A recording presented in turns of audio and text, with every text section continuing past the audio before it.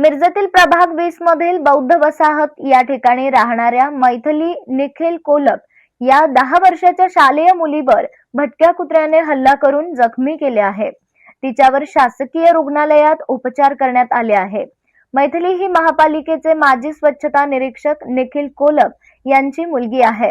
महापालिकेच्या कर्मचाऱ्यांची मुले सुद्धा सुरक्षित नसल्यामुळे महापालिकेच्या आरोग्य विभागाच्या कारभारावर नागरिकांनी संताप व्यक्त केला आहे।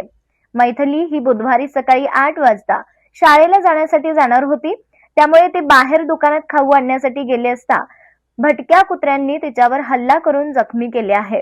मिरज शहर अनेक ठिकाणी भटक्या कुत्र्याचा वावर वाढला आहे। सकाळी शाळेला जाणाऱ्या शालेय मुलांवर हल्ल्याचा प्रकार वाढला आहे। भटक्या कुत्र्याबाबत महापालिका प्रशासनाला कोणतीच काळजी नाही। डॉग व्हॅन फक्त शहरात फिरत असते, मात्र त्यांना एकही कुत्रे सापडत नाही।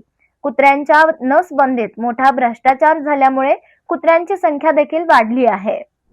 नाव अश्विनी निखिल कोलप, माझी मुलगी 10 वर्षाची आहे। सकाळी तिला कुत्रं चावलं आहे। ती खायला जात असताना शाळेच्या वेळी कुत्रं चावलं आहे।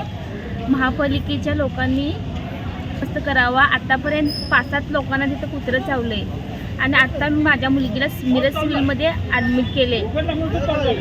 कचरा असल्यामुळे कुत्र्याचा वारंवार वावर वाढला आहे, त्यामुळे महापालिकेच्या लोकांनी त्याचा वेळोवेळी बंदोबस्त करावा लवकर।